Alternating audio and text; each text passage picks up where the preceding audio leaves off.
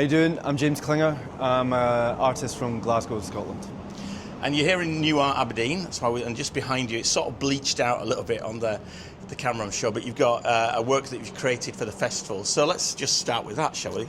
So this is the second piece I've done this year for the festival. My work is primarily figurative studies and portraiture. So when I was invited to join the festival this year and focus, I guess, primarily on text because poetry is in the streets, I was really looking forward to be taken out of my comfort zone. And from there, working with purely text for the first time ever with my work, I came up with the idea of using the stencil to repeat the image rotationally to create this kind of spirograph visual that you don't know that you're looking at words at first, but then you can just see on the outer perimeter of the artwork, you can see some words, and then it kind of makes a bit of sense too. But visually, I'm really happy with how they've turned out, and yeah, I've had a great time. And it's pretty difficult to see what the words are. You're right, because it's like you've spun them around, hasn't it? And it's created this sort of illusion of movement in many ways. But what do the words say, and where did they come from?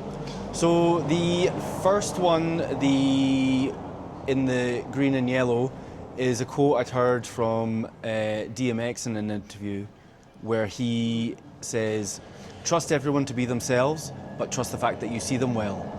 And he's basically talking about how, like, don't waste your effort in, like, just trying to be one step ahead of someone, you know, just take them for who they are. Trust a liar to be a liar, trust a thief to be a thief, trust a decent person to be a decent person. So always trust them to be themselves, but, you know them when you see them. It's like that believe a person when they show you who they are. Yeah. Just don't waste your energy just to try and second guess the person. Just accept them for who they are, and just go with that. Yeah. And then the second one, I was watching an interview of RZA from Wu-Tang, and he was talking about the farewell tour that they have just finished, and he did a verse, a freestyle, and one of the lines was, "A wise man don't play the role of a fool," and that's what the second mural says. So these are taken from musicians that you obviously admire. Is that a source of inspiration for your work, generally music? Yeah, I mean, whenever I'm in the studio, I'm always listening to music, and especially when I paint, I am constantly listening to music, because that can sometimes have a little effect of how I might move my palette knife with moving the paint around on the canvas. It has, it becomes a little bit infectious, and it can really take you places and stuff like that. So, and music, and especially I guess rap lyrics, they're that kind of poetry that you don't really think of as poetry, but there's a rhyme to them, the staccato of how the rapper might be saying their lyrics and stuff, and it's that form of poetry that, I guess I listen to all the time. And you mentioned earlier that it was just a little bit, it's a little bit different from what you would normally do on the street. So normally when I think of your work, I'm thinking of portraiture, and I'm thinking of stencil-based portraiture. Mm-hmm. You've got a piece in Aberdeen, actually, and it's huge. It's just on the side of is it like an Ibis hotel or something? Yeah, it's on the side of an Ibis hotel. That was for the 2022 Nuart Festival. The biggest thing I've ever created, stencil-wise. That was 25 metre tall mural. I think it's 7 layers of stencils, all hand cut.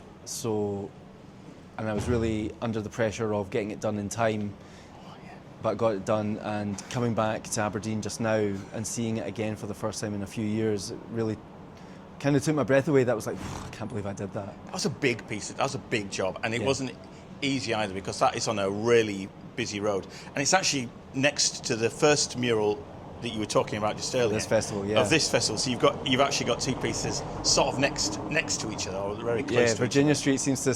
I'm taking over Virginia Street, but I'm in good company with Snick and Martin Watson. Yeah. So let's go back to your practice then. So yes, so there was a couple of things about your practice. First, on the street, I think of your work as stencil portraiture, and this has now evolved a little bit into the words.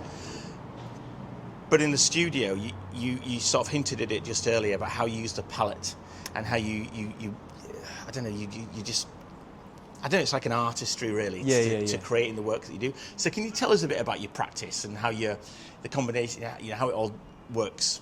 Yeah, sure. So like my practice stems, it all starts with a photograph.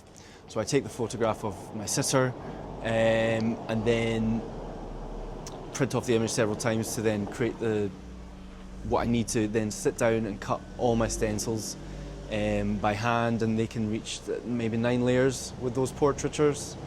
Then once the stencils are cut, I will sometimes give the canvas a wash, spray paint, and then move the paint around with a palette knife. This is a technique I've been working with since about maybe for maybe a decade now.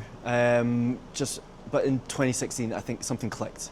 I got it. I got that technique and have managed to like kind of hone it into where I'm really happy with the work I'm producing. So I'm moving the paint around with each application of paint from each layer of stencil, and it gets to a stage where the painting will look like an absolute mess of paint. It looks like chaos, it's absolute chaos, and what I feel like I'm doing sometimes is I am attacking the canvas with my palette knife, moving the paint and manipulating spray paint in a way that it shouldn't really be done, or you wouldn't think of it being done within that way.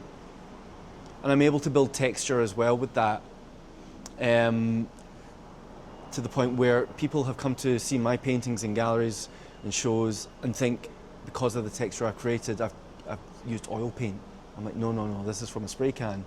And then people are really taken aback by that, and then you explain it's done by a stencil, and then again they're just quite impressed. So as I said, the image looks a complete mess, and then I bring the image back. I find the form of the silhouette again to like just tidy it all up. So then it becomes like a controlled chaos, if you see what I mean. You see, you sort of, I can't remember the words you used about. I was thinking about, you sort of stumbled on that, and then you started becoming really happy with it. And there was obviously at some point in your career that you thought, actually, yeah, this is it. I'm really going to really work with this. What were you doing before that, and how did you sort of develop into the work that you do now? So before, I first started cutting stencils over 20 years ago when I was at art college, and pretty much just taught myself. I saw the book by Tristan Manco, Stencil Graffiti, and then that was an absolute game changer, because I saw that Logan Hicks had done some portraits in that, multi-layered, like maybe 2 or 3 layers of stencil to create these really cool portraits. And I really, really liked that. So I was like, right, how can I do about that? How can I create a portrait with a stencil in my own way? And my tutors at the time, they'd never seen it before, so they couldn't really teach me. So I taught myself, and then I was really, as I said, inspired by Logan Hicks. So I started to then, like many stencil people that were doing this like 20 years ago, doing some street scenes down the lanes like this one we're in just now with like the ladders and stuff like that. And it was very much a process of, you take the photo, you cut the stencils, you apply the paint with the stencils, and you knew how the painting was going to look at the end of the day. And it got to the point where I was kind of exhausted by that. So I'm doing these like really lovely street scenes, these urban landscapes, I describe them as, and sometimes I go back to them from time to time because it's nice to go back and stuff. But I really wanted to create something a bit more unique, to the point where I did not know. The hardest part was going to be to know when the painting was going to be finished. So I was experimenting a lot in the studio, trying to move the paint around, use card to like create these shapes and stuff like that, be a bit more freehand with the can. And I guess unconsciously, it just over time, it just kind of developed. But as I said, something clicked in 2016, which is also, I decided to retire my alter ego name and start using my real name. And and then just like lots of things were going on. And the alter ego name was? Klingetron. I worked under the name Klingetron for many, many years, and it did me well. But I'd had enough. I'd had enough of it, so I retired it, and then with a lot of things going on in personal life as well, that I just took a step back and time for a fresh start, used my real name. And like I said, I was in the studio a lot at the start of 2016. And the work just seemed to just get to a point where it's like, I've got it. I can now push this, I can develop this technique, I'm happy, and yeah, it's been great. So did those two events converge then? The whole thing around 2016, retiring your own old alter ego, if you like, and discovering this sort of work that you were really happy with. Did they converge together? And there seems to be like a bit of a symbiosis there. Yeah, I would say yes. The choice of retiring the alter ego stuff that was going on in and outside of the studio, it just all came together. I was able to like just escape to my studio and just really focus on my work. And like I said, I don't know what happened, but it just something happened where it clicked, and I was then producing work that I was like, right, this is where I'm going to take the style of my work, of my portraiture, and I haven't looked back since. Yeah, great. And now here we are back in Aberdeen, and another, I'm struck by again what you were saying earlier, but another step forward, if you like, in terms of your practice, because you are going purely text-based with this. So how much of a challenge was that to set yourself to create these two artworks? When I first got invited to this year's festival and speaking with Martin, I was a little bit like, right, how am I going to approach this? I do portraiture, I've never really put text in my work, but I was really up for being out of my comfort zone, and I thought about including some portraiture in my work, but then I just had this, I was sitting on my couch and just like this eureka moment, right, I know exactly what I got to do, rushed up to my kid's bedroom, grabbed his colouring in pencils, grabbed some paper, headed downstairs and just quickly just did this super rough sketch, which was enough for me to get an idea to then go to the studio and kind of like hone in that idea to then present it to the Nuart team, who were delighted with what they saw. And I was, super, super excited to try this technique not technique, but just this, to try this unique visual to me compared to what I've done previously. It's like a Catherine wheel, isn't it? It's like a Catherine wheel kind of spirograph. And I've really, really enjoyed creating this work. And it's something I probably might continue as well as my portraiture. Yeah. No, it looks. It's really quite something when you can sort of imagine that there's so many words that are just underneath that. Underneath that. What's the reaction that you've had from the public as you've been, painting these? Because you've been, really pretty accessible. Yeah. So everyone is now familiar with Nuart, and there's definitely like people of all ages are super excited to come and experience the murals. I've had more people come into this mural, the second mural, because Virginia Street's quite noisy and the weather was not in my favour, so it was a case of, with the first mural, let's just get it done. As I said, the weather was very Aberdonian. And so with this one, I've been able to talk to people, passers-by. The volunteers have been really excited to see how it's been developing.